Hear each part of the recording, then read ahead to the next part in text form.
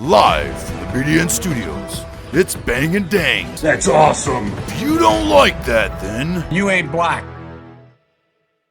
Welcome back to Battles of the American Civil War, with your host Bang and Dang coming back at you. Guys, it's officially the start of the end.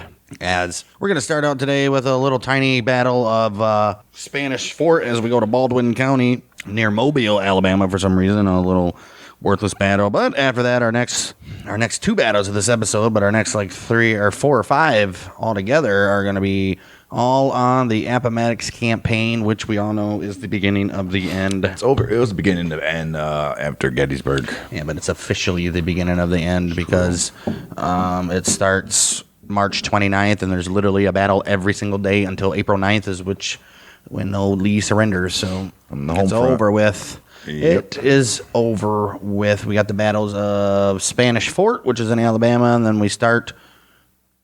Technically, it's the start of the Appomattox Campaign, but some people categorize it as the end of the Siege of Petersburg as well. Right. So you can say both, but we got the Battle of Lewis's Farm, which leads directly into the Battle of White Oak Road, and then White Oak Road will lead us directly into the Battle of Dinwiddie Farm, which will then lead us right into the Battle of Fork something next week, and then that will lead us right into the Battle of the Third Petersburg. Yeah, it goes on and on and on. Spanish Fort took place March 27th to the April 8th. Don't know why it took so long. I guess it was a fort in Baldwin County as part of the Mobile Campaign of the Western Theater after the Union victory in the Battle of Mobile Bay earlier. What was that, like 1862 or something? 3, 4? Mobile nevertheless remained in Confederate hands. Spanish Fort was heavily fortified as an eastern defense to the city of Mobile. Fort Huger, Fort Tracy, Fort McDermott, they're also called batteries, Fort Alexis, Red Fort, and Old Spanish Fort were all part of the mobile defenses at Spanish Fort. Union forces embarked on a land campaign in early 1865 to take Mobile from the east. Why?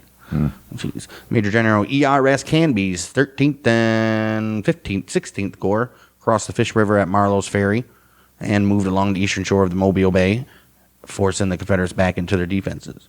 Union forces then concentrated on Spanish Fort and Fort Blakely, 5 miles to the north. March 27th, Canby's forces rendezvoused at Danley's Ferry and immediately undertook a siege of this fort. These guys down here are like, man, they're having all the fun in Carolina and Virginia. We got to do something. Let's go siege a fort. Right, they will, though. They will siege that fort. The Union had enveloped the fort by April 1st, and on 8th of April, captured. Most of the old Rebs, under the command of Brigadier General Randall Gibson, they escaped, fled to Mobile.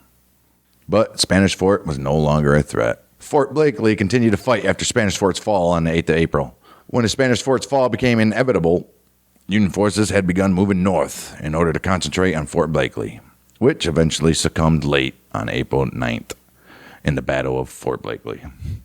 The fall of the Spanish Fort and Fort Blakely permitted Union troops to subsequently enter Mobile, unopposed, after the Army of Mobile evacuated the city, occupying it. The Union did on the 12th of April, 1865. About 3 days before the... After. Yeah, it's 9th of April now.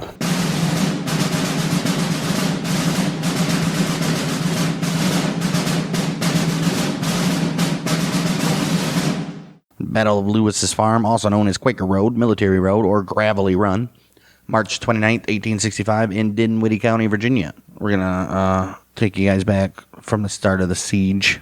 Just to give a little context of what we're dealing with here. Right. June 15th to the 18th, 1864, 2 Union Army Corps moved unobserved from the stalemated battle lines just north of Richmond across the James River to the south of Petersburg, Virginia. The Union force, which joined with the Union Army of the James at Petersburg, failed to seize the city from a small force of Confederate defenders, which is at the Second Battle of Petersburg. By June 18, 1864, the Army of Northern Virginia had reinforced the defenders, and the 292-day Richmond-Petersburg campaign, also known as the Siege of Petersburg, had begun. Well, Grant's strategy had to become a campaign of trench warfare attrition, in which the Union forces tried to wear down the Confederate Army, destroy or cut off sources of supply and supply lines to Petersburg and Richmond, and to extend the lines which the outnumbered and declining Confederate force had to defend to the breaking point.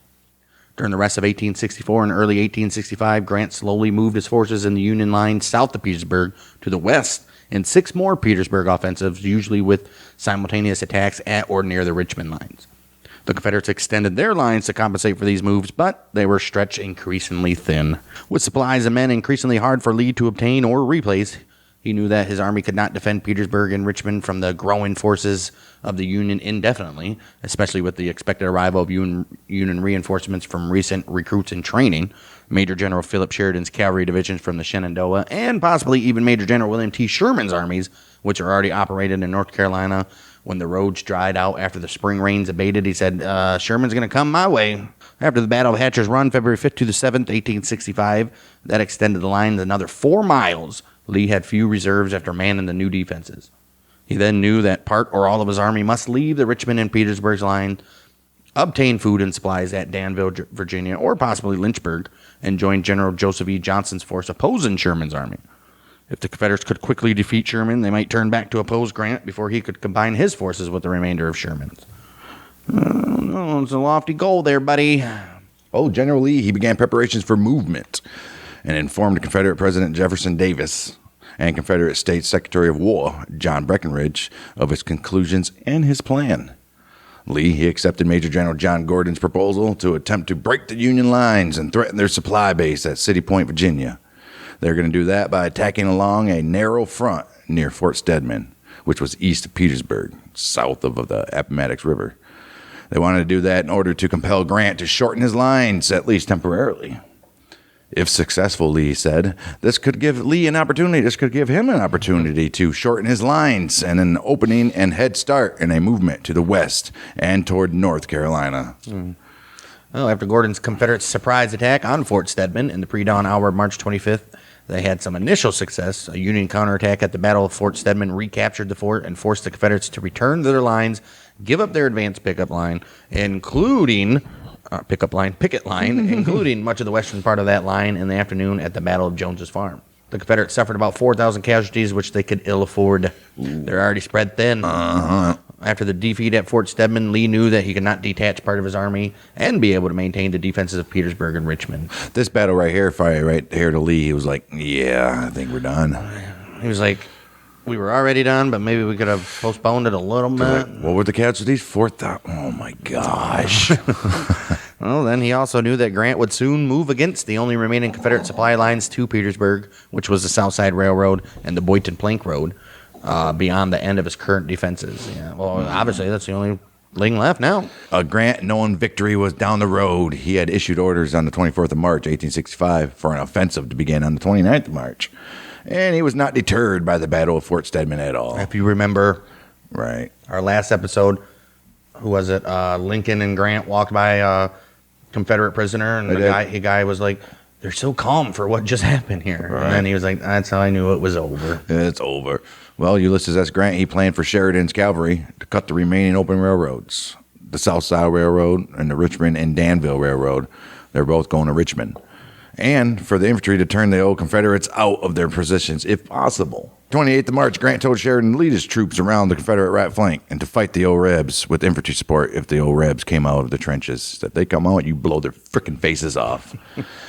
Otherwise, he said, Sheridan, you should wreck the railroads as much as possible and either return to Petersburg lines or join Sherman in North Carolina at his discretion.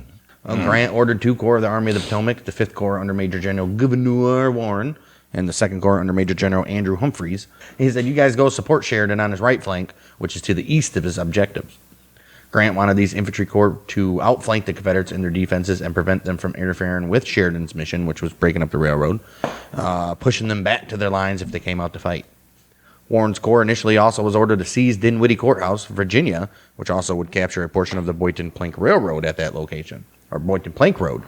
But later that task was indeed given to Sheridan instead. Damn it, Sheridan, Yeah, Sheridan gets that one, which we'll have coming up. Right.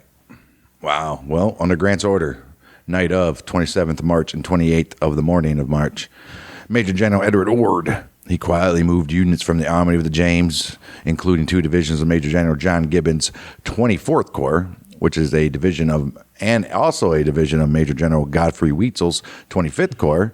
Then you had Brigadier General Ranald S. McKenzie's Cavalry Division from the Richmond lines.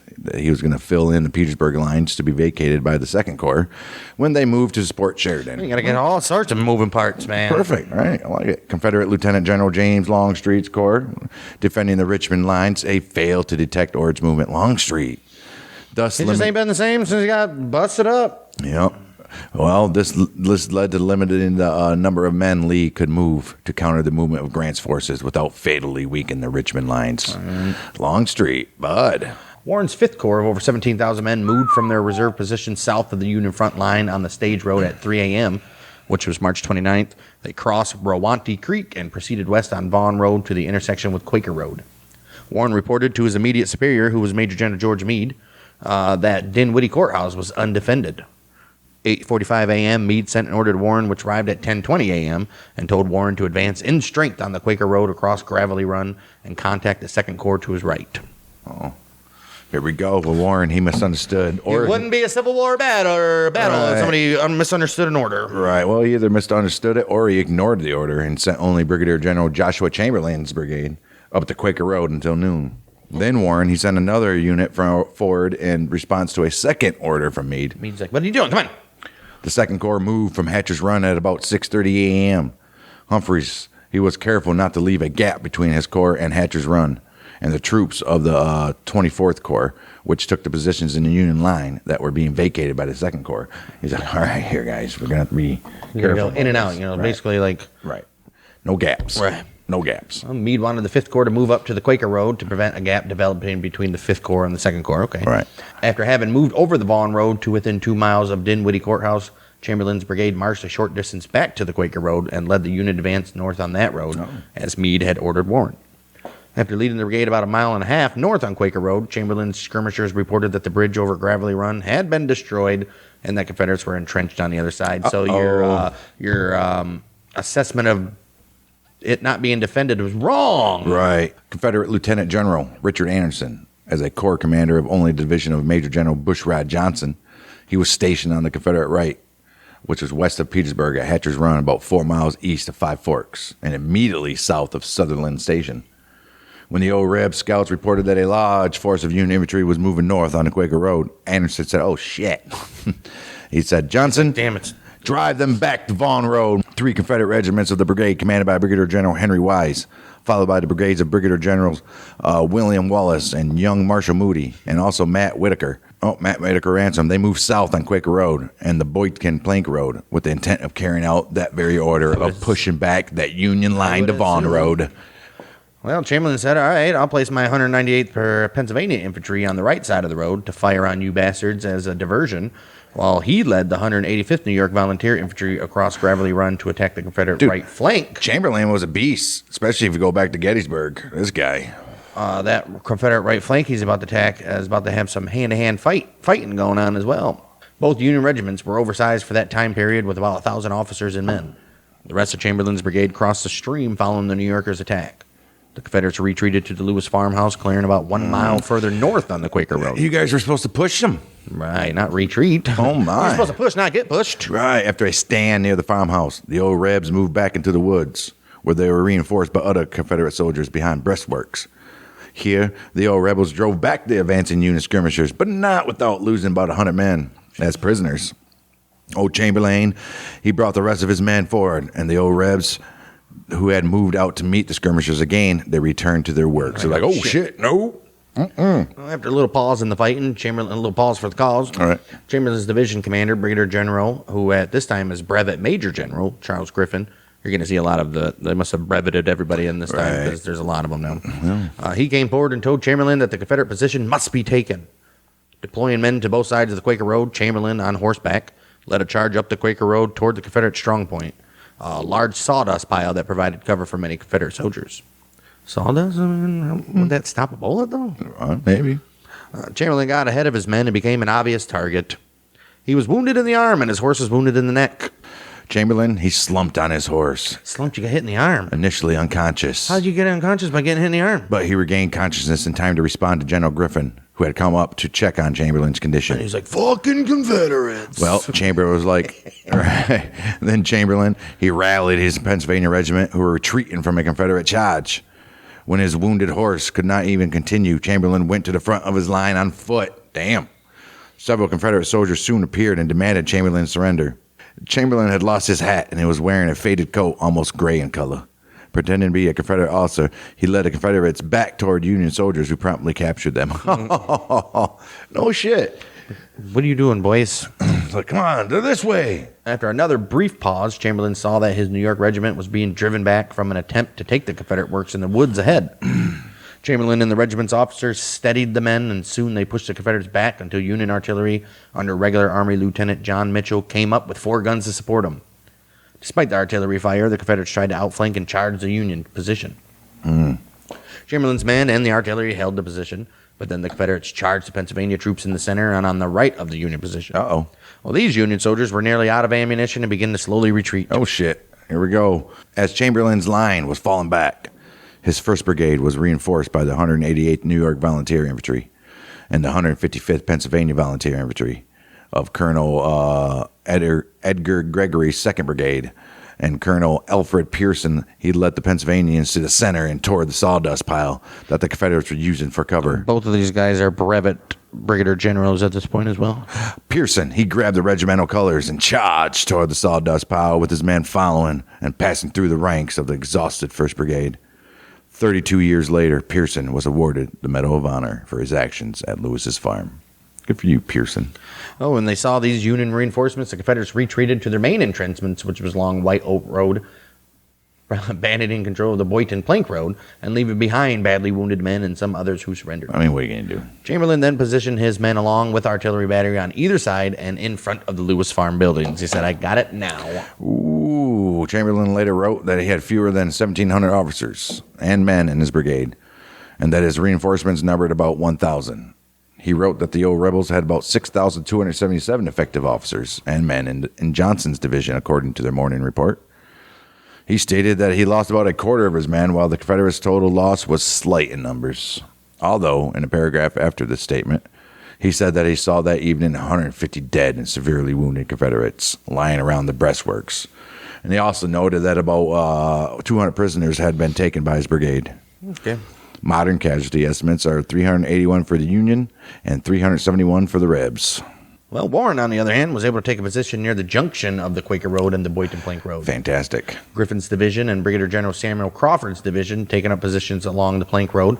The Union movements on March 29th and Chamberlain's success at the Lewis Farm position enabled the Union Army to cut this important communication and supply road and to set up the attack on the White Oak Road line. All right. Having to deal with muddy roads over a longer route, Sheridan's cavalry divisions reached Dinwiddie Courthouse at about 5 p.m. March 29th. Sheridan put troops of Devon's and Crook's division into position to guard the Vaughan Road, Flatfoot Road, Boynton Plank Road, and the Adams Road. Guard these road, boys. Guard Ain't these nobody roads. getting out. Encouraged by the Confederate failure to press their attack at Lewis's farm and their withdrawal to their White Oak road line, General Grant decided to expand Sheridan's mission to a major offensive rather than just a railroad raid and force extension of the Confederate line. And that's smart. He wrote in his letter to Sheridan, I now feel like ending the matter. Well, Lee had anticipated that with the Confederate defeat at Stedman and the arrival of Sheridan's cavalry at Petersburg, Grant would indeed make a move on his right flank, like we said. Lee had only 6,000 cavalry north of the James River or at Stony Creek Depot, 18 miles south of Petersburg, and about 5,000 effective infantry that he could send to extend his line to the west to counter the anticipated Union movement. No, there's not enough. In the morning of March 29th, Lee prepared to have Major General George Pickett take this force to Sutherland Station and move to protect Five Forks in Dinwiddie County. So we're going to do some stuff. Pickett. Lee, he said, hey, Pickett, take brigades of Brigadier Generals William Terry, Montgomery Corse, and George Stewart on the South Side Railroad to Sutherland Station. Can you do that? That's about 10 miles west of Petersburg. And he also ordered Brigadier General Appomattox to be ready to move to reinforce Pickett or to even defend the junction of the South Side and Richmond and Danville railroads at Burkeville, Virginia. So there's a lot of stuff you can do, bud. Lee, he also ordered Major General Fitzhugh Lee. He said, take your cavalry He go to Sutherland Station, join with the cavalry divisions of Major General Rooney Lee and Thomas Roser. Fitzhugh Lee was ordered to take command of the combined cavalry. Yeah. He thought that Pickett might be able to extend the Confederate line from its right flank 4 miles east of Five Forks to Five Forks. The Union Army movement on March 29th troubled Lee, so he ordered additional movements to strengthen his right flank. Besides moving Brigadier General Samuel McGowan's brigade farther west to extend Johnson's line, he thinned the White Oak Road line further by moving Brigadier General William McRae's brigade to the west. Why would you do that? Oh, my goodness. After arriving at Sutherland Station, night of 29th of March, 1864, as ordered, Pickett moved his 3 brigades under Brigadier Generals George Stewart and Montgomery Corse and William Terry's brigade, and also Brigadier Generals Ransom and William Henry Wallace's brigades from Johnson's division, a cavalry division under Major General Fitzhugh Lee, also 6 guns under the command of Colonel William Pegram to Five Forks. He said, all you guys go to Five Forks. He did that on 30th of March. Then he sent Terry's brigade and Corse's brigade to the south. Well, nonetheless, despite this, a gap continued to exist between Pickett's force and McGowan's brigade at the end of the Confederate White Oak Road line. Lee then ordered Hunton's brigade to stand in reserve near Manchester, Virginia, where it could support Pickett, or move by rail to defend the junction of the Southside Railroad, all the railroads at Burkeville, Virginia, if a Union force moved to attack that. Oh, shit. And we go right on to that damn Battle of White Oak Road.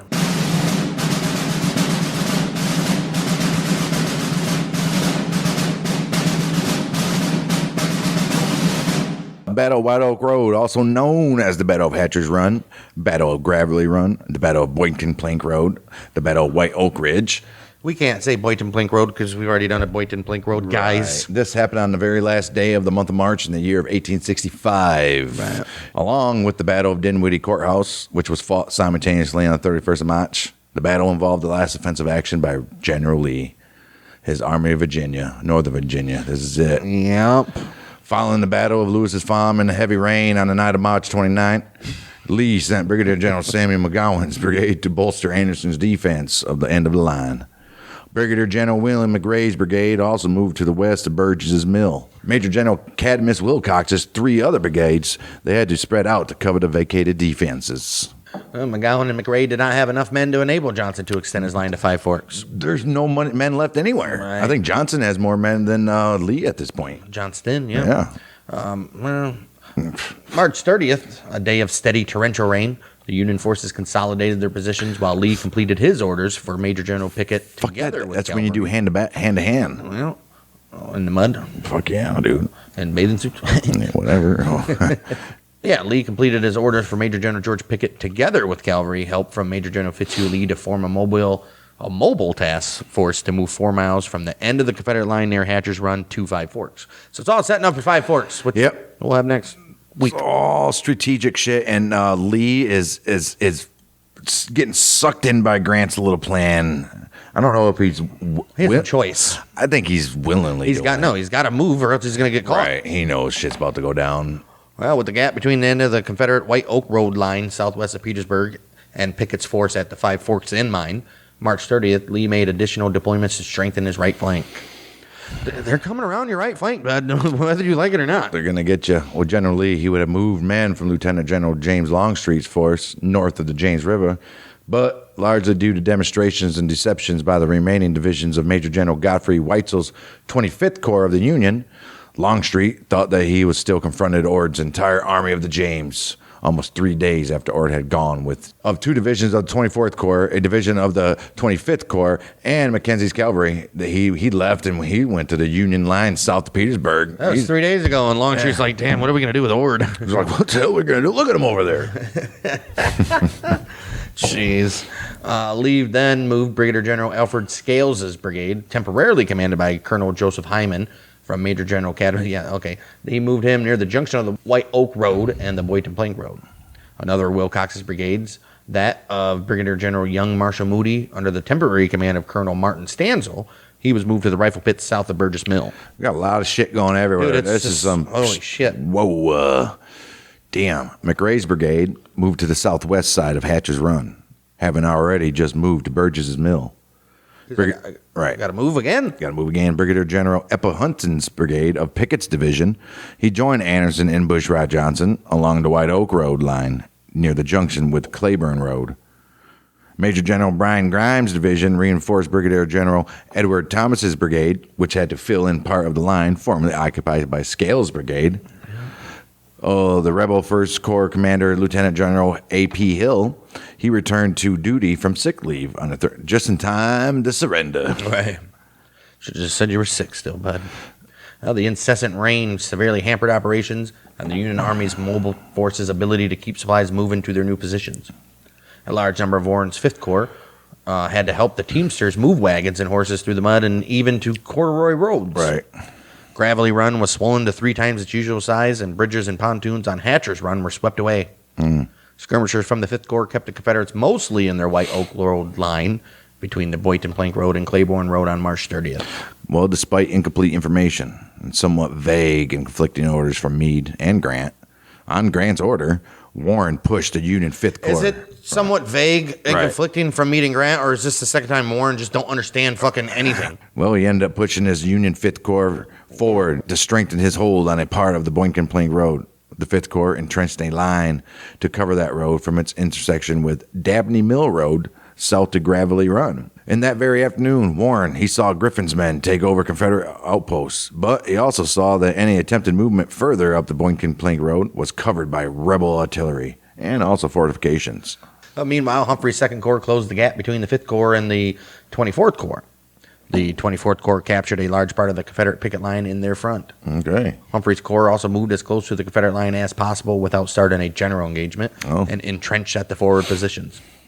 Union casualties for the March 30th actions at the White Oak Road line were 1 killed, 7 wounded, 15 missing. The number of Confederate casualties is, of course, unknown because they were poor little poopy pants and didn't want to report nothing. Wow. Night of 30th of March, 1864, Grant, he advised Meade, he said not to have that 6th Corps and the 9th Corps make a general attack along the line the very next day, as he had planned. But instead, stand ready to take advantage of any sign that the old Rebs had weakened their line. Oh, it was a good call there, Grant. Grant also noted, he said, I want to ship some forces to the west so that Warren would have his whole force available to reinforce Ayres. Well, speaking of Ayres, Brigadier General Roman Ayres's division of the 5th Corps also made a reconnaissance toward the White Oak Road, a short distance west of Claiborne Road. Right. The lead brigade under Colonel Frederick Winthrop crossed a swollen branch of the Gravelly Run, which was to feature in the following day's battle. 2 other brigades did not cross Gravelly Run, but began to entrench. Winthrop's men saw the movement west of Pickett's brigades and captured a Confederate officer, who then provided information about the movement of Pickett's force that was sent to Meade. Wow, what a piece of shit. That's an officer, too. Why is there just one officer going around? Taking a piss or something? Probably. Jeez. Damn. In his advanced position opposite forested terrain, Ayres, he saw only empty space to the northeast, and he also failed to see heavy fortifications near the intersection of White Oak Road and Claiborne Road, which angled sharply back to Hatcher's Run directly to his north. As dark approached, Ayres had a number of outposts prepared to cover his position, which turned out to be about 3/4 mile beyond the point where the Confederates' line veered sharply back to the north. Ayres, he ordered the 2 brigades, which had not crossed Gravelly Run, to come across. Come on, guys. Get over here. And join Winthrop's men at the S. Dabney house at dawn. All right. Okay, so he's finally getting everybody over there, huh? Morning, March 31st, General Lee inspected his White Oak Road line and learned that the Union left flank held by Ayres' division was in the air. Ayres' division was in the air. Get it. And that there was a wide gap between the Union infantry and Sheridan's nearest cavalry units near Dinwiddie Courthouse. He ordered Brigadier Generals McGowan and Hunton to bring their brigades to the far right of Anderson's position, which would bring Bushrod Johnson's division back to its strength before the transfer of Ransom and Wallace's brigades to Pickett. Lee ordered Johnson to attack the exposed Union line. Uh-oh, there we go. Along with McGowan and Hunton's brigades, Johnson had his own brigades under the command of Brigadier General Henry Wise and Colonel Martin Stanzel, in lieu of Brigadier General Young Marshal Moody, who was ill. Moody's feeling a little moody. The 4 Confederate brigades from 3 divisions, which were in turn from 3 different corps, worked all very well together in the actions on the 31st. Finally, when the war is over. I know, right? Jeez. Before Johnson's brigades could start their attack on the advanced Union position, At Ayres's request, Warren moved a brigade from Brigadier General and Brevet Major General Samuel Crawford's division toward White Oak Road in order to secure Ayres's position and to disperse the Confederate pickets. At 8:15 a.m., Warren advised Ayres that Sheridan had implied in correspondence to him that Meritz's force had been dislodged from White Oak Road and that Ayres would be looking for an attack from the west or the north. Okay. Due to the condition of the roads and gravelly run, Crawford's men did not even get into formation until about 10 a.m. Wow. Jeez, dude, how messy are these roads that they're Oh, dude, you already know. like fucking ankle deep, probably in mud? Most likely, especially with the carriages and horses. Dude, it's terrible. Meanwhile, having seen the movement of Ayres and Crawford's brigades toward the Confederate line, Johnson, he allowed Hunton's and Stanzel's brigades to advance to meet the old Union formations, even though McGowan's brigade on the far right was not even close to being ready. The old Rebs were able to approach the Union force while screened by woods north of White Oak Road. As Ayres' division, led by Winthrop's brigade, advanced across a field toward White Oak Road with the intention of seizing the old rebel rifle pits, the Confederates began to fire from the woods. Out of sight from Union forces. They're like, what the hell? Holy shit. Wise's brigade moved out of the works, but did not join the fight because they were apparently waiting for orders. Oh, my. General Lee finally ordered Wise to take up a position on Hunton's left as regiments from one of Crawford's other two brigades put up stiff resistance to the advancing Confederates. As the fight developed, Wise's brigade did not even engage the 5th Corps. Right. Even before they received Johnson's order, all three of the Confederate brigades, including McGowan's, attacked both Ayres's division and all of Crawford's division, which quickly joined the fight to support Ayres's unit and their own advanced brigade. The Confederates defeated and drove off all of the brigades of these two divisions in turn. Oh, no shit. Really? Did I just hear Confederates and a defeated? Not for long. Right. Although outnumbered and occasionally checked by the stand of some Union brigades, the 3 rebel brigades in action first drove the 4 Union brigades, 3 from Ayres' division and 1 from Crawford's. They drove them back across Gravelly Run. Then Stanzel's brigade drove back Union Brigadier General Henry Baxter's brigade and a reformed part of Colonel James Gwynn's brigade still forward of Gravelly Run. The forward Union regiments of Baxter's brigade fell back to find the remainder of the brigade had retreated. Oh, jeez. In an effort to rally Crawford's division, since it was too late to stop Ayres' division's retreat, Warren himself came forward, grabbed a regimental flag, and tries unsuccessfully to rally the retreating Union men. He's like, come on, you motherfuckers! Well, unfortunately for him, his heroic effort was to no avail, and he retreated across the creek. Thought he was going to get shot in the head or something. Right. He stopped the panic and had the scattered regiments reform behind Griffin's division. The last organized resistance across Gravelly Run was Colonel John Kellogg's brigade of Crawford's division, which was driven back after a fighting retreat. Oh. 4 Confederate brigades, only 3 of which saw any real action against the 5th Corps divisions, had thrown back 2 Union divisions of over 5,000 men. Oh, shit. Look at these guys, dude. Look at that. They ain't got to have They always one. get the early. This is what happened lately in all these battles. They get the early advantage and then they just stop. Right. Griffin's division and the 5th Corps artillery under Colonel and Brevet Brigadier General Charles Wainwright, which had to carry their 4 guns forward through the mud, they finally stopped the old rebel advance short of crossing Gravelly Run. The old Rebs fell back about 400 yards from the run when they were met with fire from Griffin and Wainwright. Although historian Ed Beer states that the old Rebs only meant to make a forced reconnaissance of the run, not to cross it. Oh, yeah. If you want to run a little reconnaissance over there and see what's going on, we're not going to cross See it. what they're going to do. Right. Well, Humphrey had relieved Griffin's division in the rifle pits early in the morning. Although it took Griffin some time to move to concentrate with Warren's other divisions, they did arrive in time to stabilize the situation after Ayres's and Crawford's division had been driven back. Warren then sent word to Humphreys for help when he learned of the situation of Ayres and Crawford's divisions in retreat. Uh-oh, here we go. About 12:30 p.m., Humphreys, he sent 2 of Brigadier General Nelson Miles' brigades forward, and they initially surprised, and after the 1st Brigade suffered a repulse, they drove back Wise's brigade on the left of the old Confederate line after a sharp fight. They took about 100 prisoners from Wise's brigade. See? Hunton's brigade had shifted to the left to help Wise's brigade. Stanzel's brigade had to shift to the right and to the left. Damn. And then Johnson ordered his men to hold their positions since he doubted they could even cross the Gravelly Run. And after examining the area, General Lee, he said, guess what, Johnson? I approve. Go ahead and do it. Right. Humphreys also ordered 3 diversionary demonstrations along the line. 2 regiments of Brigadier General, which is Brevet Major General Gershom Mott. See, I told you they made everybody brevets. No. That's weird. They march against the Confederate line west of the Crow House Redoubt, while 2 other regiments from that division captured part of the Confederate picket line along the Boynton Plank Road line near Burgess Mill. Skirmishers from Brigadier General William Hayes' division were able to put some guns out of action in Confederate Fort Powell, which covered the junction of the White Oak Road and the Boynton Plank Road before Hayes' men were thrown back by the defenders. No, here we go. Well, at least they took some guns out. Well, there was no reinforcements available. Johnson pulled his tired men back to the line of fortifications south of White Oak Road. Right, the same fortifications that Aries' men set up the night before. Miles, he saw through his field glasses that the old Confederate rifle pits, west of Boynton Plank Road, were unoccupied. But because the 5th New Hampshire Regiment's attack was in the wrong place on the line, the old Rebs were able to reoccupy the empty trenches. Look at that. What's going on here with the old Union? They're like looking ahead towards victory, and then forgot they still have to play Appalachian State. Griffin's 5th Corps brigades and Wainwright's artillery stabilized the Union line by 1 p.m., about 2.5 hours after the battle started. Warren and Griffin then approached Brigadier General Joshua Chamberlain, who was wounded 2 days earlier at the Battle of Luce's Farm, and they asked him, "General Chamberlain, will you save the honor of the 5th Corps?" Oh, jeez. Wow. Despite the pain from his wounds suffered at Lewis's Farm, Chamberlain agreed to the assignment. Damn, this guy. Right. 2:30 p.m., Chamberlain's men forded the cold, swollen, gravelly run, followed by the rest of Griffin's division, and then the rest of Warren's. This dude is going out there wounded, where you got generals not even going out there because they got a cold. To be fair, he was only shot, I guess, arm wound, so big deal, but... Right. I got diarrhea. I think I'll be That's all right. probably more debilitating than a gunshot wound, to be honest. Especially back then. That's probably true.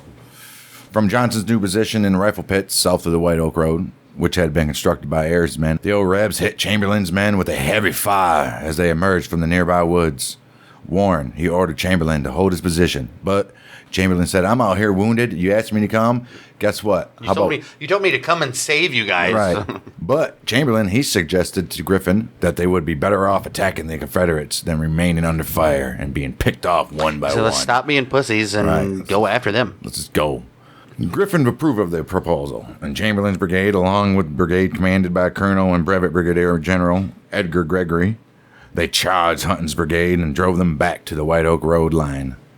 And then Chamberlain's and Gregory's men, they crossed White Oak Road. The remainder of the Confederate forces then had to withdraw to prevent being outflanked and overwhelmed. Oh, I don't want to be overwhelmed. See? Warren's men pursued across White Oak Road west of Claiborne Road, but after a personal reconnaissance in which Warren and a large party of scouts came under fire, Warren concluded that an immediate attack on the Confederate fortifications would gain nothing. Warren's corps ended the battle, having gained possession of a part of White Oak Road to the west of the Confederate right flank, which was between the end of the Confederate line and the Pickett's force at Five Forks. You can't be letting them get none of your line, man. I mean, jeez. Ayres' division, which had not engaged in the combat as Chamberlain and Gregory pushed the Confederates back, they stopped just short of the White Oak Road, facing west towards Five Forks. This cut the direct communication route between Anderson's and Pickett's forces and nearly completely out of communication between them. Oh, wow. Oh, shit.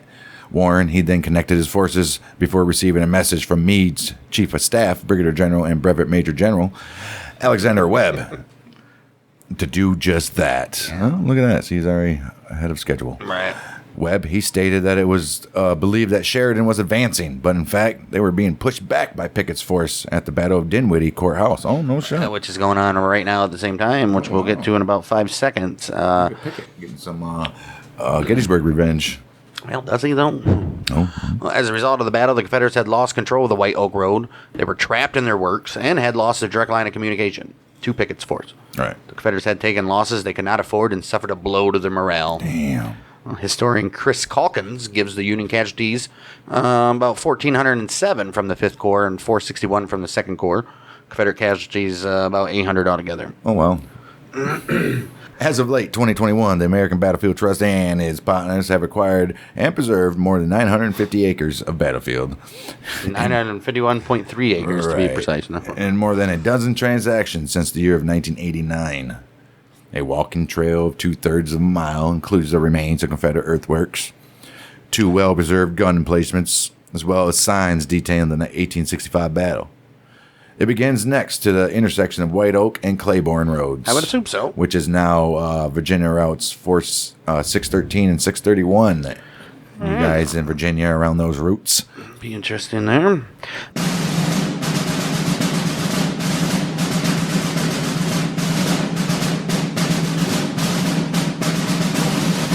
All right, we'll move right into the simultaneous action at Dinwiddie Courthouse just up the road, which early, March 31st, Union Major General Philip Sheridan told Lieutenant General Ulysses Grant that he believed he could turn the Confederate right or make a breakthrough if the rain stopped and he had the help of Infantry Corps. Sheridan wanted the 6th Corps commanded by Major General Horatio Wright, which he had worked with in the Shenandoah campaigns, and not the 5th Corps under Major General Gouverneur Warren, whom Sheridan did not trust. Oh. Yeah, these guys don't like each other. Oh, so that's why Warren was back over here, huh? Well, no. Oh. Well, Grant, he replied a few hours later that the 6th Corps was in the center of the line and too far away to support Sheridan. But he could move the 2nd Corps by the next day. Said, I can't give you the 6th. I can give you the 2nd, and Warren can stay over there. Right. Grant, he also said that Wright thought he could go through the line from his current position. So, I mean, you guys can do what you need to do with what you got. Although heavy rain continued the very next day, the old rebel Major General George Pickett, he was about to change the situation and options of Union commanders. Shit's about to change. At about 9 a.m., Brigadier General Wesley Merritt, he reinforced the Union picket line and ordered Brigadier General Thomas Devon to send out strong combat patrols from his camp at J. Boisseu's farm, which was north of Dinwiddie Courthouse. He said, go scout that old rebel position covering that White Oak Road. Tell me what you find. Patrols moving up Crump Road and Dinwiddie Courthouse Road attracted Confederate rifle fire near White Oak Road. Brigadier General Henry Davies's brigade of Major General George Crook's division was also at J. Boisseu's house or farm. Patrols from Davies's brigade were sent to watch the area on the east of a swampy creek called Chamberlain's Bed. Sheridan was mindful of the possibility that his force could come under attack from the west because he had blocked Confederate Major Generals Rooney Lee's and Thomas Roster's approach from the south the previous day. Okay, here we go. He said, we blocked them from the south, so they might come from the west. You never know. Let's check it out. Soon after Davies' patrol reached the station, his men spotted both Confederate cavalry and infantry heading toward Dinwiddie Courthouse on the west side of the creek. Pickett, he had decided to march south from Five Forks. He did that on Scott Road at about 9 a.m. He wanted to attack Sheridan at Dinwiddie Courthouse despite the bad weather and the hunger of his ill-fed troops and the morale and the lack of ammo. And wonder why they're performing shitty. Wow. Well, when Sheridan heard about the movement, he assumed the old Rebs were moving on Scott Road west of the creek. And Davies' brigade was sent to cover the creek's northern crossing at Dan's Ford. Well, Colonel, and at this time Brevet Brigadier General Charles Smith's brigade, was set to hold the Ford Station Road crossing at Fitzgerald's Ford, which is about 1 mile south of Danz's Ford. Colonel, Brevet Brigadier General J. Irving Gregg's brigade stood in reserve at the junction of Adams and Brooks Roads midway between the two crossings. While these brigades faced west, Colonel Charles Fitzhugh's brigade was on the right on Dinwiddie Road, and Colonel Peter Stagg's brigade was on the Crump Road, where they could cover the other brigades as well as the roads from the north. They got everything. Yep. Got them all covered. Got it all covered, so they thought, right? At about 11 a.m., Fitzhugh Lee's lead brigade, Brigadier General Rufus Behringer's North Carolina brigade from Rooney Lee's division, well, they end up reaching Fitzgerald's Ford, the southern ford of Chamberlain's Bed, and the closer ford to Dinwiddie Courthouse. Okay. The North Carolina troops were held back by a dismounted detachment of the 2nd Regiment New York Mounted Rifles with their repeating carbines.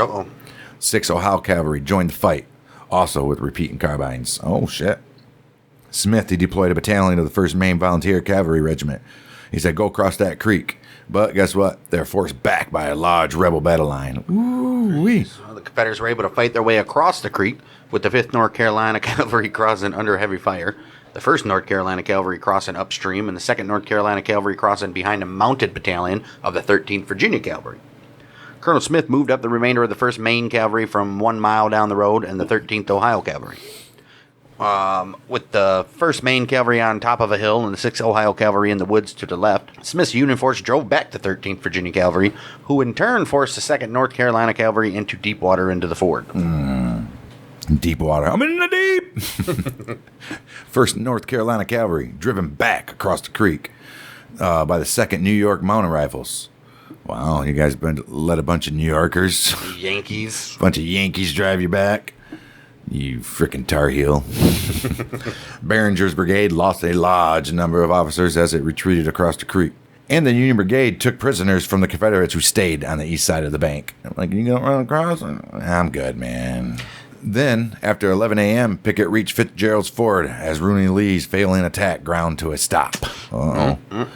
Pickett, he decided to go back north for about a mile, and he was going to cross at Danz's Ford with his 3 infantry brigades, which was Corse's, Terry's, and Stewart's. And also, you got to have Rosser's cavalry. Pickett's plan was for Ransom's 2 infantry brigade to cross at Fitzgerald Ford with Fitz Lee and Rooney Lee. All right, about 2:30 p.m., Sheridan sent a report to Grant that his men had held back the Confederates at Fitzgerald's Ford and would now attack them. Oh. He also erroneously reported that Confederate Major General Robert Hoke's infantry was up from North Carolina and that Devon's division was in contact with the line of the Confederate infantry outposts at Five Forks. Fantastic. In fact, Pickett's infantry was about to force their way across Chamberlain's Bed at Danz's Ford. Yeah. Devon's patrols actually had spotted only Colonel Thomas Munford's cavalry division near Five Forks. Misinformation. Can't be having that. All right. Rooney Lee, he was preparing for another attack on the Fitzgerald Ford of Chamberlain's Bed for the afternoon. Well, at Fitzgerald's Ford, the 2nd North Carolina Cavalry, supported by the 5th North Carolina Cavalry, they were thrown back as the 5th North Carolina had been in the morning. Oh, both of them now. Only the 1st North Carolina Cavalry could even keep a foothold across the ford. Rooney Lee, he said, guess what, Brigadier General Richard Beals, your little Virginia cavalry, attack across the creek and come in from the left, will ya? Both Beals and Behringer's cavalry brigades now rushed across Smith's Lane, forcing the Union force to retreat into an open field and then quickly withdraw. Oh, shit. After he was advised of the collapse of Smith's line in the late morning, Crook ordered Davies, who was not under attack, to help Smith. So you're telling me they pushed him to an open field and had nobody there to fire upon him? They pushed him back. Into an open field. Right. There should have been some people in the woods waiting. No, because they weren't behind their lines. Right. They were just pushing them back to their other lines. Davies left a battalion under Major Walter Robbins to guard Danz's Ford and started his men on foot along a narrow, muddy road towards Fitzgerald's Ford. Davies rode ahead and discovered that Smith had stabilized the situation, throwing those troopers of Behringer's brigade who had managed to cross the creek back across it. All right. Davies then turned his men back on the double because of the sound of heavy firing near Danz's Ford. Oh, it was all a ruse. Soon after Davies had left the Fitzgerald Ford, Robbins' battalion came under attack by Brigadier General Montgomery Corse's infantry brigade from the Old Rebs. Robbins, he held a strong position with protection from breastworks.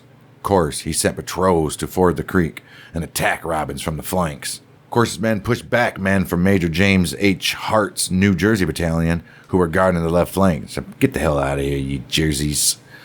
Outflanked and outnumbered, Robinson's men began to flee when Davies' tired troopers came upon them. The 10th Regiment New York Volunteer Cavalry, they held the line for a few volleys and then they fled as well, almost losing their held horse in the process. Pickett then sent the other infantry brigades across the ford. Davies fell back towards the Adams Road with Colonel Hugh Janeway covering their retreat with his 1st and 2nd battalions of the 1st New Jersey Volunteer Cavalry. Well, they were soon supported by a Michigan regiment from Colonel Stagg's brigade, sent by Brigadier General Devon when Janeway requested support. Until 2 p.m., Mumford's patrols had kept Devon's patrols busy on Dinwiddie Courthouse Road near White Oak Road. Devon did not know that Pickett had moved across the ford, but withdrew Fitzhugh's brigade to the junction of Dinwiddie and Gravelly Run Church Roads when he learned that Five Forks was held by Pickett's infantry and at least a division of cavalry. Well, Devon accompanied Stagg's men to discover the situation. Upon seeing Davies' brigade in retreat, Devon, he tried unsuccessfully to rally them. It's like, dude, we ain't listening to you. Then he sent an order to Colonel Fitzhugh to move to the road from Danz's Ford, leaving in one regiment on the Dinwiddie Road. After struggling through Davies' stragglers, Fitzhugh's men, they relieved Janeway's rear guard and stopped Corse's advance. Davies, he took his men to J. Boisu's farm to be reorganized, losing dozens of men along the way, including Major James H. Hart of the 1st New Jersey Cavalry. Well, look at this guy. Where'd he go? Well, Munford then committed his cavalry division to advance down the Dinwiddie Road, where they forced the 6th Regiment New York Volunteer Cavalry and a part of the Michigan Regiment to retreat. Meanwhile, Pickett sent Terry's brigade to break Fitzhugh's defense. Devon had Fitzhugh retire from the strong infantry attack and threat of being outflanked by Munford. All right.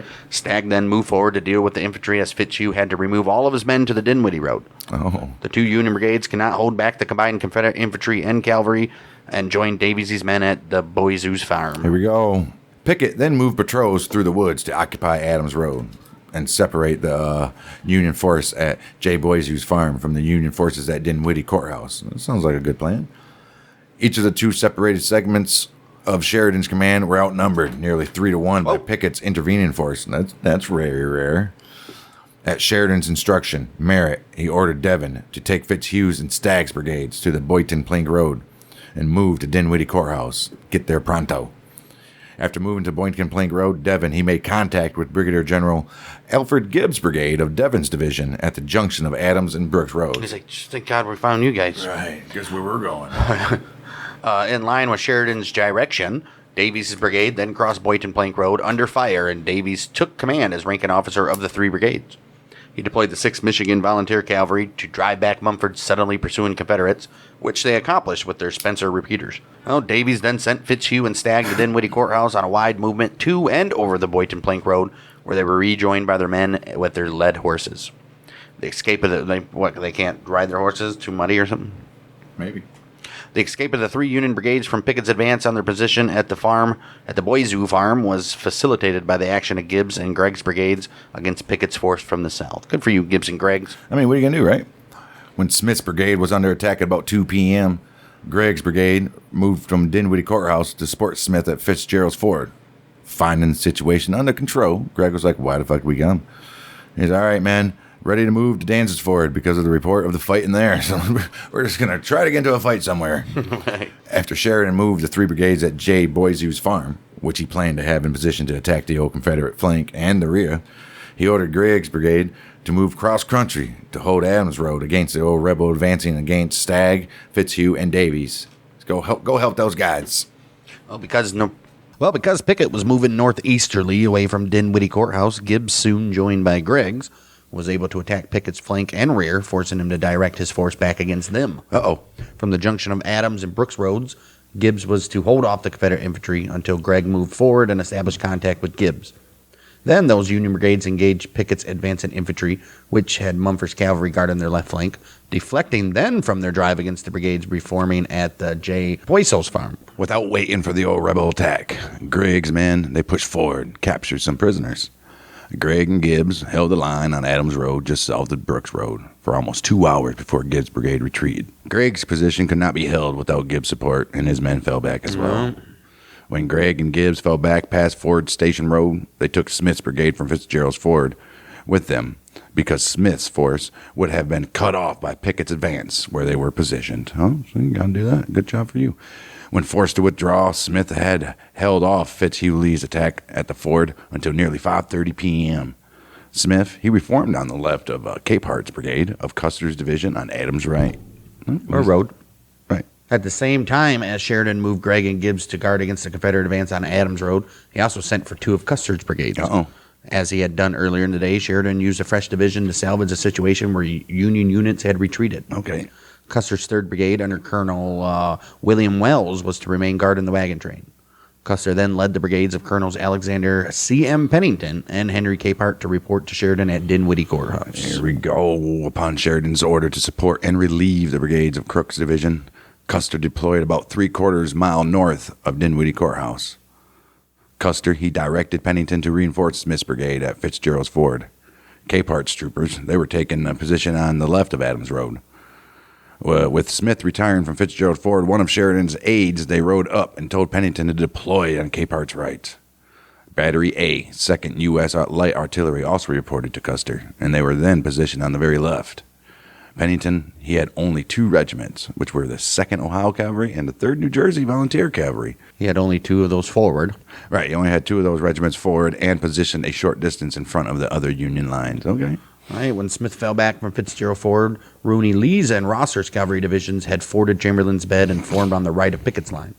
After Gregg and Gibbs moved back, the Confederates resumed their push on Dinwiddie Courthouse. As darkness approached, the Confederates came up against Custer's line. A few minutes before the Confederates appeared from the woods at their front, Gregg's brigade moved to the right of Pennington's brigade in advance of the main Union line, and Gibbs' brigade was sent to reunite with Devon's division, which was camped in the rear at Crump's farm. Okay. Other reports show Gibbs' brigade in the line of battle. All right. So he's there somewhere, I guess. All right, gotta be. Well, Pickett decided to have the infantry attack Custer's position down Adams Road, while Fitzhugh Lee's cavalry would attack the Union left, and Munford's cavalry would cover the field between Adams and Boynton Plank roads. Just before the old rebel attack, Sheridan, Merritt, and Custer, they rode along the line, shouting encouragement and exposing themselves. Hey, take a look at these. And exposing themselves to gunfire. A few civilian visitors rode behind the generals. Among them, a New York Herald reporter who was slightly wounded. That's what you get, you dumbass. All right. Well, when the Confederates attacked, Pickett's infantry first assaulted Pennington's advance line. Pennington's brigade fell back and reformed on a crest of a ridge on the right side of Adams Road in contact with Capehart's brigade. Pickett's force made no immediate move to follow up their attack during Pennington's retirement. Why? Pennington's force had time to throw up fence rail barricades before receiving another attack. Okay, wow. When the Confederate infantry finally resumed, Custer's reorganized defensive line using repeaters twice drove them back. Oh. Should have went after him right away. What are you doing? Instantly, on the very left, Fitzhugh Lee's cavalry, they attacked Smith's men, who continued to hold out despite heavy losses, until they finally ran out of ammo near dark. Smith's retiring force discouraged a further attack against them as they occupied a stronger position further south and pretended that they had ammo. Pew, pew, pew. They got silencers. What the hell? As dark was coming on, Custer led Capehart's dismounted men in a charge that drove the old Confederates back, seeming to drain their remaining energy. By this time, the night had become very dark, and Pickett ordered the Confederate attack ended in the face of Custer's resistance. Wow. Colonel Munford later criticized Pickett for making this decision, stating the Confederates had lost a golden opportunity and that daylight had nothing to do with it. Right. Get the hell. Well, nonetheless, the opposing sides continued to fire at each other hours after dark. Oh, shit. They're just like shooting. Right. The two armies' battle lines were very close to each other at the end of the day's battle, in places only about 100 yards apart. Damn. Pickett's infantry was across Adams Road with Fitzhugh Lee's cavalry on the right, Munford's on the left. Confederate pickets extended from G.U. Brooks' farm on the left to Fitzgerald's Ford on the right. Custer's two brigades were holding Sheridan's front and slept on their arms in anticipation of an early morning attack. According to their commanders, each side believed the other would be in a perilous position the following morning.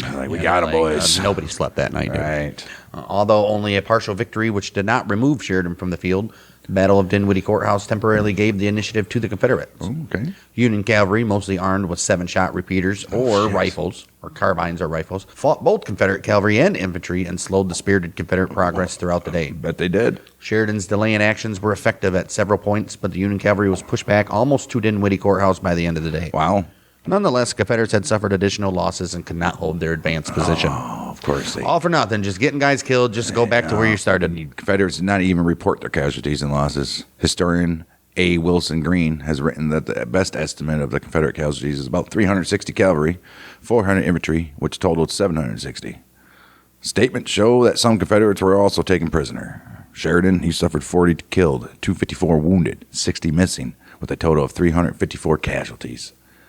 Pickett, he lost General Cherry to a disabling injury. He was replaced as brigade commander by Colonel Robert M. Mayo. Late in the afternoon, Grant sent his aide-de-camp, Lieutenant Colonel Horace Porter, to report on Sheridan's situation. He arrived as Gregg's and Gibbs's brigades were falling back from the junction of Adams and Brooks Road. Porter met Sheridan just before reaching Dinwiddie Courthouse, and Sheridan told him that he had one of the liveliest days in his experience, fighting infantry and cavalry with only cavalry. Yeah. Since his men were concentrated on high ground just north of the courthouse, he would hold his position at all hazards. He said, we got the high ground. We ain't going nowhere. Do it. Some more ammo, though, at least, right? Sheridan reiterated that with a corps of infantry, he could cut off the whole force that Lee had detached and sent against him. Sheridan said that Pickett was in more danger than he was. I think he's in more trouble than I am, guys. Right. Historian A. Wilson Green has stated that the significance of the battle transcended the modest number of casualties. As Sheridan told Colonel Porter, this force is in more danger than I am. If I am cut off from the Army of the Potomac, it is cut off from Lee's army, and not a man in it should ever be allowed to go back to Lee. He said they still got to get through me to get to the Potomac, bitches. We at last have drawn the enemy's infantry out of its fortifications, and this is our chance to attack. You weren't wrong, Sheridan. We then asked Porter to hasten back to Grant and asked Grant to send him the 6th Corps. But Porter repeated Grant's earlier statement. He really wants the 6th Corps. He can. He repeated the earlier statement that Wright was on the right side of the Union line and that the only infantry corps that could promptly join Sheridan's was indeed Warren's 5th Corps. Sheridan appears not to have been as confident as he led Porter to believe, because in a letter to Grant sent with a later dispatch via an aide, who was Colonel John Kellogg, he wrote that, "This force is too strong for us. I will hold on to Dinwiddie Courthouse until I am compelled to leave." Oh. Jeez. Well, Porter made his report to Grant at Dabney's Mill at 7 p.m. The later reports carried to both Meade and Grant via Sheridan's brother Michael, and Colonel Kellogg, caused them to conclude that Sheridan was in desperate position and needed fast reinforcement. Well, maybe he did that on purpose in the letter. Of course he did. Smart fellow. The Rebs won the day on March 31st at Dinwiddie Courthouse by pushing the Bluecoats into a tight position from which they might be further attacked and dislodged.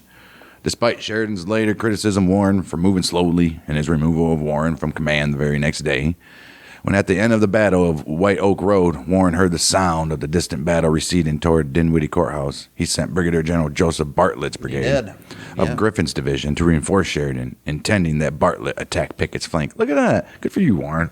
Well, moving cross country, Bartlett's men drove Confederate pickets from Dr. Boyso's farm just east of Crump Road. Since it was dark when Bartlett's men reached Gravelly Run, they did not try to cross, but engaged the Confederates on the other side with sniper fire. Oh.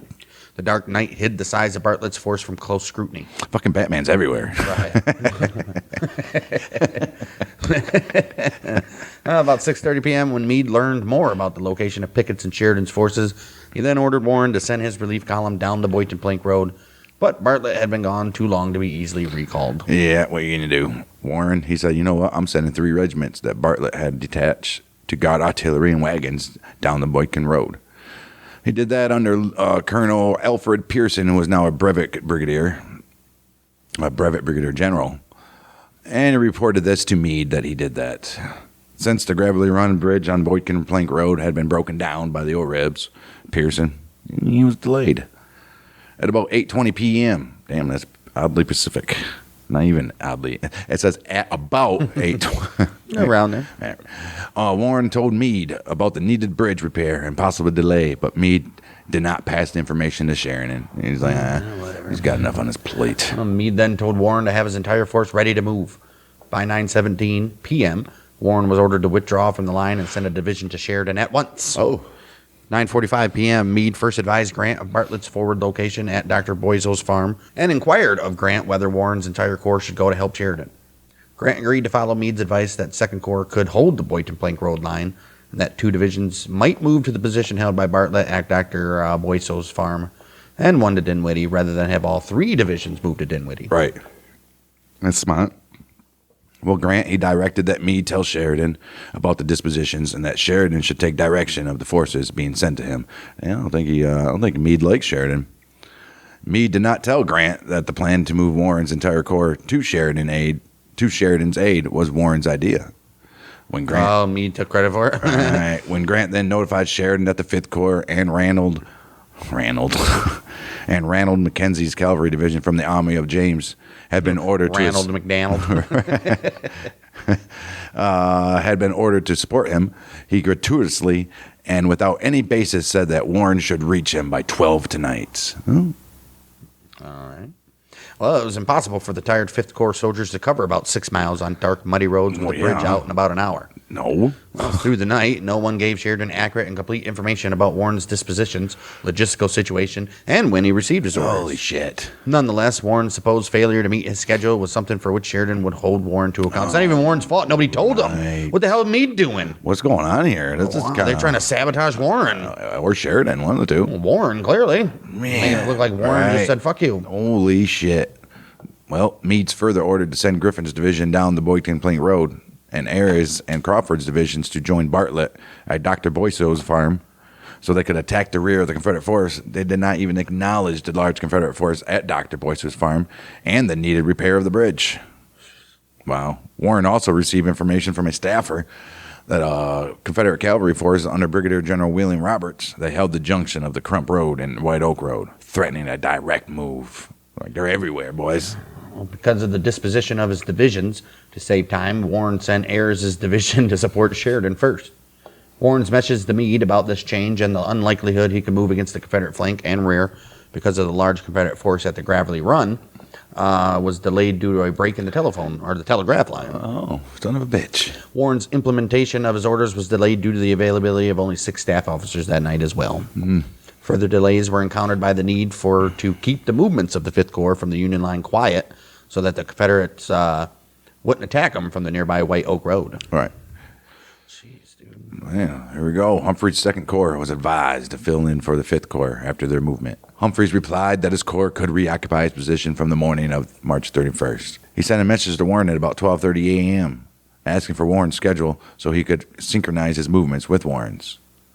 Well, Meade, he then learned of the Gravelly Run bridge problem when the telegraph was restored at about 11:45 p.m. Damn. Warren then rejected Meade's suggestion to consider alternate routes because it would take too long to move his corps. All right. Ayres had received Warren's order to move to the Boydton Plank Road at about 10 p.m. This required him to move over about 2 miles of rough country and cross Gravelly Run. Warren allowed Crawford's and Griffin's men to rest where they were until he learned that Ayres' division had made contact with Sheridan. All right. He said, you guys just hunker down now. All right. Well, Warren was told that the Gravelly Run bridge was completed at about 2:05 a.m. Ayres' division arrived at Sheridan's position near dawn. As predicted by Warren, the effect of Bartlett's appearance as threatening Pickett's flank was enough for Pickett to withdraw to Five Forks, which the old Rebs had done by the time Ayres reached Dinwiddie Courthouse. One of Sheridan's staff officers, they met with Ayres and told him that they should have turned on to Brooks Road, a mile back. Oh, wow. Ayres returned to Brooks Road, where a lone Confederate picket promptly fled, and Ayres' men settled down for the rest until about 2 p.m. They're like, damn. Sheridan had sent a message to Warren at 3 a.m., which did not even reach his headquarters until 4:50 a.m. Oh, well. In which he told Warren of the disposition of his forces. Jeez. Mistakenly thinking that Warren had a division at Boyso's farm in the rear and almost on the flank of the Confederates, Sheridan wanted Warren to attack that flank. Uh-oh. None of Warren's units had been at Boyso's farm, in fact. Oh, wow. The closest he had been to the farm was 1.25 miles to the north, and that unit, which was Bartlett's brigade, had been recalled. Oh, shit. So Warren proceeded to supervise the withdrawal of Crawford's and Griffin's division. Oh, wow. Jeez. That's stupid. About 5 a.m., Griffin's division was told to move to the left to Boyso's house. Since Warren did not even know Pickett had withdrawn his force, he still expected Griffin to be able to intercept them. Nope. Griffin's force moved in line of battle with great care because they thought they might be getting a strike from the Confederate force from White Oak Road while moving toward the Crump Road. The old Rebs did not attack, though, and Warren remained with Crawford until he reached Crump Road. Well, then Warren and his staff then rode to join Griffin at about 9 a.m. Griffin had met Devon's cavalry division at the Boyso's farm, where he stopped his division and reported to Sheridan.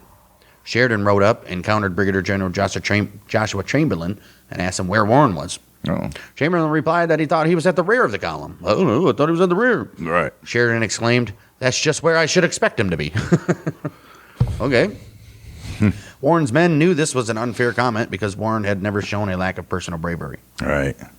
Right. Oh, so he's like calling him a coward because he's at the rear instead. Right. Oh, wow. Right. Sheridan instructed Griffin to place his men a half mile south of the farm, while Ayres' men remained 3/4 miles south of Griffin. They're like, General Warren, guess what? General Sheridan just called you a pussy. Called you a little bitch. Warren and Crawford's division arrived soon thereafter. About 6 a.m., Meade Chief of Staff, Brigadier General Alexander S. Webb, he sent an order to Warren to report to Sheridan for further orders. Guess what those orders are? 2 of Warren's divisions had done so within an hour of that message. A staff officer rode up to Warren at about 9:30 a.m. and handed him Webb's message. At that very same time that Webb sent this message to Warren, which was about 6 a.m., Meade sent a telegram to Grant stating that Warren would be at Dinwiddie soon with his whole corps and would require further orders. Well, Warren reported to Meade on the successful movement of the corps and stated that while he had not personally met with Sheridan, Griffin had spoken with him. Okay. The failure of Warren to report directly to Sheridan may have contributed to his relief command later on, today. That makes sense. Warren reported to Sheridan eventually at 11 a.m. Oh, well. When Grant learned that Mackenzie's cavalry division had completed their assignment of guarding the withdrawal of wagon trains from the front, he ordered Mackenzie and his men to report to Sheridan at the Dinwiddie Courthouse. Breaking camp at 3:30 a.m., Mackenzie's troopers rode toward Dinwiddie Courthouse over the Monk's Neck and Vaughan roads. Fantastic. Here we go. Everywhere. All right. Pickett, he realized his position was untenable after he learned about after he learned between 9 and 10 p.m. that Bartlett's brigade was on its way to reinforce Sheridan, exposing his force to flanking Union infantry attack. He's like, ooh. So Pickett withdrew to Five Forks at about 5 a.m., giving up any advantage his attack on Sheridan might have gained. Damn it. Bartlett's brigade was only the lead unit for all of Griffin's and Crawford's divisions, which were put out on march later that night, and they would not even trapped Pickett's force between them and Sheridan's troops. Oh, they would have, yes. This would have given the Confederates force no apparent alternatives other than surrender or flight to the west. Mm-hmm. Pickett's retreat gave him an opportunity to defend Five Forks and the Southside Railroad. Southside? When Sheridan discovered the Confederates were pulling back, he sent Custer's division, mostly dismounted, in pursuit on the left, and Devon's mounted division in pursuit on the right. There you go. Few artillery pieces and Gregg's brigade from Crook's Corps moved forward in support. Well, as noted in the previous section, Sheridan had received wrong info, so he thought the 5th Corps was in the rear and almost on the flank of the Confederates, and therefore he mistakenly thought that the 5th Corps could launch an early, severe attack on Pickett's force. You were wrong. Without infantry support, Sheridan did not even press his divisions to carry the attack by themselves. The slow withdrawal and narrow roads kept the last of the Confederate force from reaching Five Forks until mid-morning. Damn. When the Confederates finally did reach Five Forks, they began to improve the trenches and fortifications, including establishing a return or refusal of the line running north of the left or eastern side of their trenches. While attention was given to improving the refused left flank, Pickett did not have the earthwork line that was initially instructed much improved when his men returned from Dinwiddie Courthouse. Not only did the line consist of only slim pine logs with shallow ditch in front, but Pickett's disposition of forces was poor. The cavalry in particular were placed in wooded areas inundated by heavy streams so that they could only move to the front by a narrow road. Oh, you idiots. What the hell are they doing? After Pickett returned to Five Forks, he supposedly received Robert E. Lee's telegram ordering him to hold Five Forks at all hazards. Historian Edward Longacre notes that this story came from Pickett's widow, who has become known for her fictitious accounts of the episodes of Pickett's career. Her name is Lascelle Corbell Pickett. Edward, he states that no copy of the telegram has ever been found. He also writes that Pickett's campaign report only says that Lee ordered him to hold the position so as to protect the road to Ford's Depot, which is 7 miles from Five Forks, and that he asked Lee to create a diversion for his men. Well, Edward also states that he does acknowledge that many historians have accepted the story of Lee's command verbatim. Warren's gains along the White Oak Road on March 31st and the movement of Warren's divisions, which sent Pickett's men back to Five Forks from the courthouse and later positioned his corps with Sheridan's force, set the stage for that Battle of Five Forks, which is going to come up next week for us, which is actually tomorrow for these guys. And finally, the third Battle of Petersburg, which is going to be in next week as well, but also 2 days away from these guys. So, Right. Yeah, a lot going on in this one. Holy shit, dude. There's so much movements and so much shit just going on. Holy moly, man. A lot. And it ain't going to be no different in the next 2 battles because it's all just running together right at this point. I don't know. Maybe it's just Five Forks next week. We'll see how long it's going to turn out. But at least Five Forks, maybe Five Forks in the third battle is Petersburg. But yeah, this is a long one. No use to drag it out. We still got... This battle's pretty much still ongoing as we speak. Right. So it's going to ultimately end in about 7 days' time with the old surrender at Appomattox. So we'll be here for that. And see you next week for, finally, some action. All right, shit. We'll see you then. We're the Mother Michigan. Bang, dang.